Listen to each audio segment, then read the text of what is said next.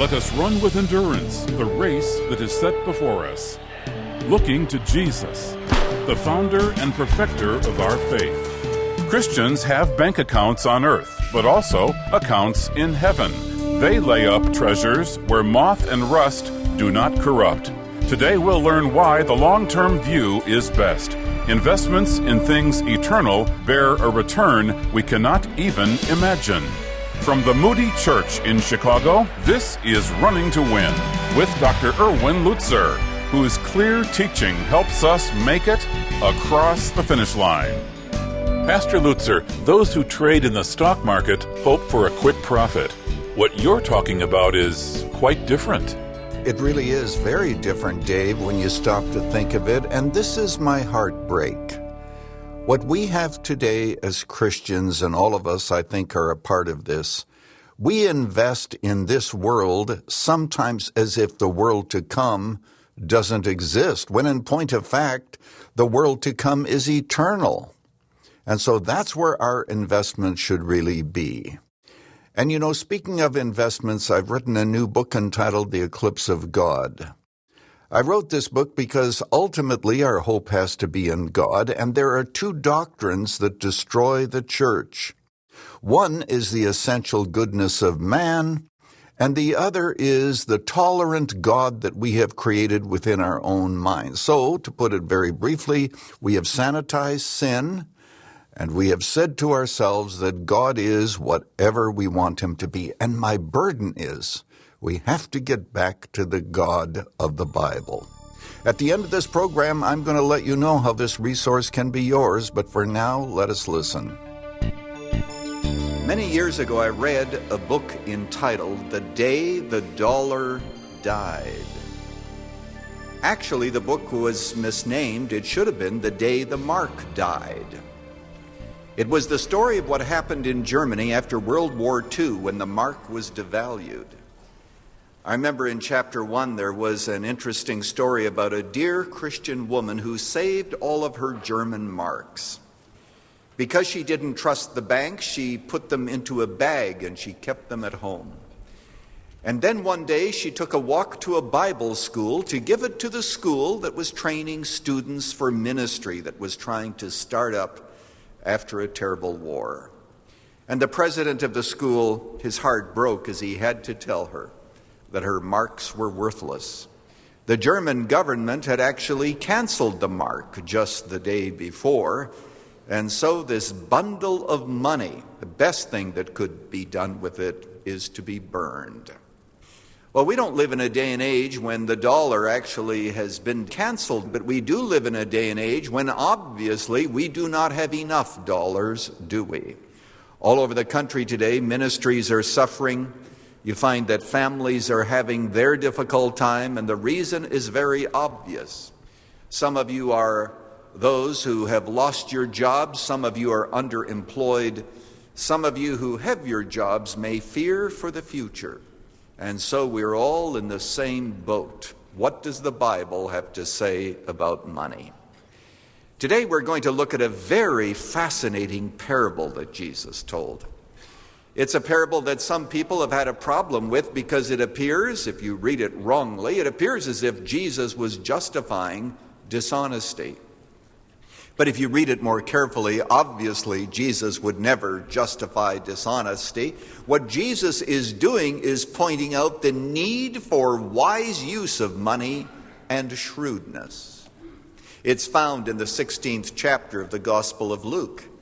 Luke chapter 16, you will be able to find it in your Bible or the Bible that is there provided for you. Jesus tells the story of a wealthy man who had a manager who mismanaged the money. It doesn't say exactly what the manager did, but we can probably fill in the blanks. He perhaps had a scheme of some sort, and maybe he embezzled some of the funds. At any rate, the rich man needed to fire this guy and get rid of him. But in those days, it was a little different than it is today. You were able to stay on, I'm sure, an extra day, even though the word had been given that you're through. Heard this week on television, a man was being interviewed, and he said that he was on a streetcar in New York, on the subway in New York, and suddenly all of these people appeared around noon dressed in suits, all very attractively decked out. And he didn't know what had happened. And then he learned that a major firm in New York had just fired several thousand people. And they all went home at the same time. I'm sure they all turned in their keys. And maybe the reason that they did is somebody was smart enough to read this parable that Jesus told. Because this man, he didn't have to turn in his keys immediately. So knowing that he had to be going and on his way, he decided to use some of his master's money by taking some of the creditors that the master had and actually reducing their debt. Well, you're in Luke chapter 16 as I am. You'll notice it says, he called his disciples. There was a rich man who had a manager, and charges were brought to him that this man was wasting his possessions. And he called him and said to him, "What is this I hear about you? Turn in the account of your management. You can no longer be a manager." All right, and the manager said to himself, "What shall I do since my master is taking the management away from me? My resume isn't impressive. I'm not strong enough to dig. I'm ashamed to beg. I've decided what to do, so that when I am removed from management, people may receive me into their houses." So summoning his master's debtors one by one, he said to the first, "How much do you owe my master?" He said, 100 measures of oil. And the manager said to him, "Take your bill and let's say that it's 50. Then he said to another, "And how much do you owe?" He said, 100 measures of wheat. He said, "Well, take your bill and write 80. Obviously, these two men, and there may have been others, they are going to be very careful in blessing this man once he's without a job. I mean, I've done something good for you. I expect you to receive me into your house, and you do something good for me. Now notice, what does the manager do? Well, the manager, we know, was dishonest, but you'll notice it says in verse 8, the master commended the dishonest manager for his shrewdness. Now, you see, if he had stolen it, the man would have been arrested and thrown into jail, but he didn't do that with the master's money, at least not in this instance. What he did is he took it and he gave it away. And so the master, the rich man, has to think this through and say, there was something shrewd about using money this way. Jesus himself agrees. You'll notice he says, for the sons of this world are more shrewd in dealing with their own generation than the sons of light. Jesus is speaking there in verse 8. And then verse 9, I tell you, make friends for yourselves by means of unrighteous wealth, so that when it fails, they may receive you into eternal dwellings. Just that far for now. Jesus obviously is not commending this man for his dishonesty. But Jesus is saying this is really shrewd. This man knew how to use money to make friends that were going to help him. And then Jesus said, use your money this way that you will have friends when you get to heaven, and they will welcome you into everlasting habitations. Wow, what a story. And it even gets better as it progresses. What I'd like to do today is to give you 5 principles, biblical principles of money management. And these 5 principles apply to you whether you have a job, whether you've lost a job, whether you've got lots of money, whether you've got no money. These are universal principles that come from this parable that help us to get some insight as to what we should do also during this time when we have a financial downturn. We'll comment on that as well. As always, the Bible is relevant no matter what era in which it is preached. Are you ready for the 5 principles? Number 1, it is very clear that money that we have is loaned. It is not owned. We don't own it. God lends it to us and says, be good stewards. We are here the manager of the rich man's money. Visualize for a moment as if the entire world was God's inhabitation, or God inhabits the world. Of course he does. He inhabits the whole universe. But this world is like a house. in which we have varying responsibilities, and we are the managers of that which God has given to us, and we own nothing. We own nothing. The money that this manager gave away belonged to the rich man. The money that he kept, the money that he was honest with, the money that he was dishonest with, it all belonged to the rich man, his master. Everything that you and I have belongs to God. You'll notice in verse 12, as Jesus continues the story, and I should pick it up in verse 10, one who is faithful in a very little is also faithful in much, and one who is dishonest in very little is also dishonest in much. If then you have not been faithful in the unrighteous wealth, who will entrust you with the true riches? And if you have not been faithful in that which is another's, who will give you that which is your own? What Jesus is saying is that when you are invited to be entrusted with money, it is not yours, it is another's. And isn't that true? The minute we get our pay stub, we know that a lot of it is another's. Because we see on there, federal income tax, state income tax, we see Social Security. Right from the get-go, a lot of it is another's. And then once it's put into the bank, it suddenly becomes another's very obviously. It becomes the electric companies and the gas companies and the mortgage companies and the clothing stores and the grocery stores. Suddenly it belongs to another. But there's a much greater principle here, and that is that we must acknowledge the fact that even that which may or may not be left over after we've paid our bills, that also belongs to God, and our bank accounts belong to God, and our savings accounts, and the money that we have in the market and the money that we have out of the market, all of that is God's. This is the most fundamental principle of finance in all the scriptures. Now, it's easy for us to hurry over this point and say, all right, yeah, it all belongs to God. Now get on with point number 2. I'm going to stay here just a little longer.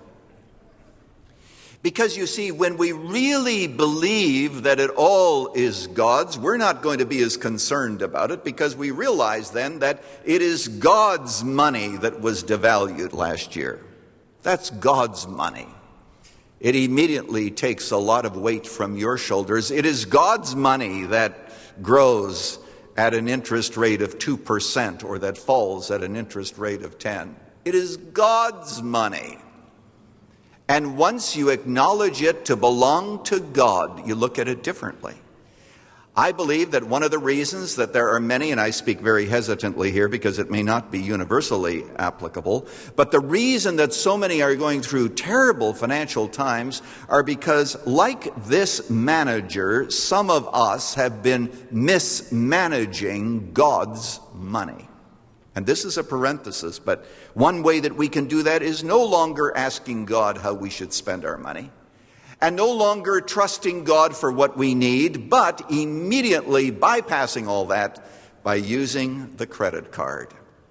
Used to be that when people needed clothes or a new refrigerator, they would pray and say, "Oh God, you know my needs." And maybe a neighbor had one, a second-hand one that they could use for a few years until they had enough money, and they would ask God. Today we don't ask God, because what we can do is to use those credit cards, and we can bypass dependence on God. Whether He's there for us or not, we can have what we want, and we mismanage God's money. Are you willing to say sincerely, what I have belongs to God? We can't go to the other principles until you've said that and meant it. Some of you are going to struggle. Some of you are going to argue about it. Are you willing to say it all is God's? Oh, you say, but I earned it. Or like the commercial says, I earned it. My friend, it is God who gives you the ability to beget wealth. It is all His. Would you bow with me right now in prayer before we go on to the next principle? And would you pray with me as we finally end the ownership of our money? and recognize that it is God's. Father, you know how covetousness builds a nest in our hearts. Would you help us in this moment, whether we have little or much, nothing, whatever we may have, Father, it is yours. The money we gained, the money we lost, the money we earned, the money we inherited, we give it to you and pray, Father, that you will always help us to seek your face and your wisdom as to how it is to be used, and may we be faithful managers of your gifts. For those who struggle, for those for whom this prayer is just words, work in their lives until they can say, it is yours. Amen. Well, that's the first principle. Let's go on to a second. Money must be wisely transmuted. Wisely transmuted. What does that word transmute mean? It means to change the essence of something. You know, when a child is sick, you don't say, well, here, eat this $20 bill. Then you know for sure that you're on your way to the ER. What you do is you go to Walgreens and you buy some medicine. You transmute that $20 or $50 or $100 into medicine. There's a good example of what happens when you can't transmute wealth. True story. Up in the north, what was found a number of years ago is a hut. And in the hut, there were two miners who had been mining gold. And they starved to death. In fact, they wrote a diary and they said that we're starving because there's nothing around us. There's a snowstorm. We can't get out. We have no food. And there they were. Their bodies had, of course, deteriorated. But they were surrounded by gold. Now, isn't gold everything, the very thing that people want? Well, yes, but it could not be transmuted into something that they could use. That's what we mean. When you write that check to the electric company, when you buy that coat, when you buy shoes for your children, you are transmuting your wealth into something that is necessary in order to live, and it is a good transmutation. But notice the text. Jesus is talking about a different kind. We have to look back at it here. It says, he complimented the dishonest manager for his shrewdness. Verse 9, and I tell you, make friends for yourselves by means of unrighteous wealth. He doesn't mean wealth that was gotten unrighteously. This is the way in which Jesus characterizes money. We'll see that Jesus has a very negative view of it because, remember, it always competes with God in our hearts. So he says, make wise use of unrighteous wealth so that when it fails, they may receive you into eternal dwellings. What Jesus said is, what you should be doing is investing in such a way that you know that your rate of investment and your rate of return is going to be overwhelming. It is going to be people who will welcome you into heaven. So that when you die, there's a cheering section there, thanking you for your investment in lives that are also there. What a statement Jesus made. Paul says in Philippians chapter 4, verse 17, he says, thank you for the money that you sent me. And he said, I'm so glad that it does, because I desire fruit that abounds to your account. I love to use that story of the princess in Europe who had a crown. And she said to her husband, I want to sell the jewels of the crown to begin an orphanage. And he objected to it, but eventually she prevailed and she won the argument. So they sold the jewels. She built an orphanage. And when she came home one day and saw these children singing songs, and she was a fervent Christian, so the children were instructed in the ways of godliness, she came back and said to her husband, I have found my jewels. I found my jewels. I found my jewels in the lives of these children. Wise woman. You can't take jewels with you to heaven, but if you transmute them and you invest them in somebody's life, now there's something that enables your investment to get to the other side. You can take it with you after all if you transmute it into lasting wealth. What do you think Jesus meant when he said, "Lay up for yourselves treasures in heaven, where moth and rust doth not corrupt, and where thieves cannot break through and steal"? He was talking about the very same principle. Who is it that supported the ministry of a missionary like William Carey, for example, whom we honor as one of the first missionaries of the modern era? I don't know who gave him money to go to India. But I do know this, that somebody is going to be rewarded someday for an investment made in lives that will be there in heaven, thanking them for their investment and the shrewd use of their money with friends who've been impacted by their gifts. When the offering baskets are passed at Moody Church, what I like to think of it as, it's something like a mutual fund, investing in a mutual fund.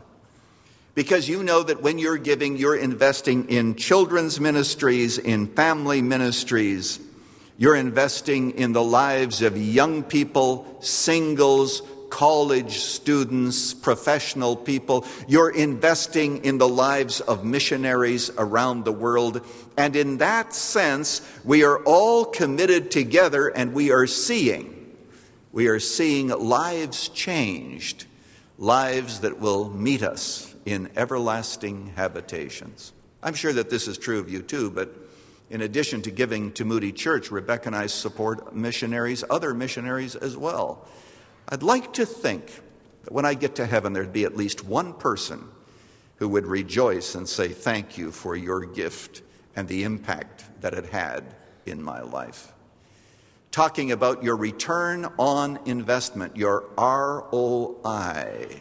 You invest in eternity when you give to the transformation of lives. There's a third principle. The first is that we don't own it. The second is we must transmute it. The third principle is money is a basis for testing. Money is a basis for testing. First of all, let's look at how Jesus viewed money. We already commented on the fact that he referred to it as you'll notice he says dishonest wealth. He says, "The master commended the dishonest manager for his shrewdness. The sons of this world are more shrewd in dealing with their own generation than the sons of light. Make friends for yourself by means of unrighteous wealth."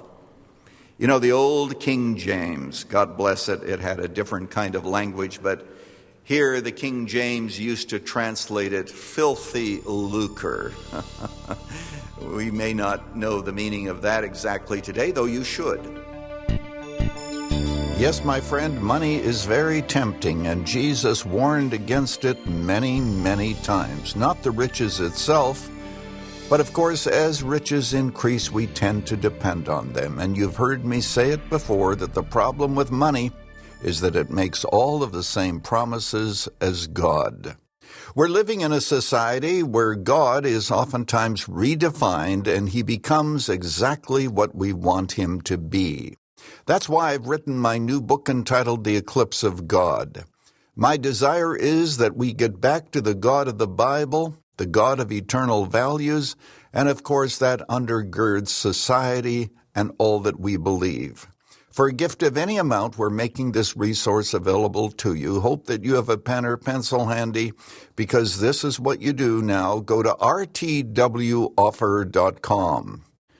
That's rtwoffer.com, or pick up the phone and call us at 1-888-218-9337. Ask for the book, The Eclipse of God. Let me give you that contact info again. Go to rtwoffer.com or pick up the phone and call us at 1-888-218-9337. You can write to us at Running to Win, 1635 North LaSalle Boulevard, Chicago, Illinois, 60614. Some might see putting money in the offering plate a one-way trip to nowhere. I had $10. Now I don't. Jesus told a parable exploding this myth once and for all. The bottom line? Money given to transform the lives of others bears 1,000% return on investment. Next time, why that phenomenal interest rate will never go down. Thanks for listening. This is Dave McAllister. Running to Win is sponsored by the Moody Church.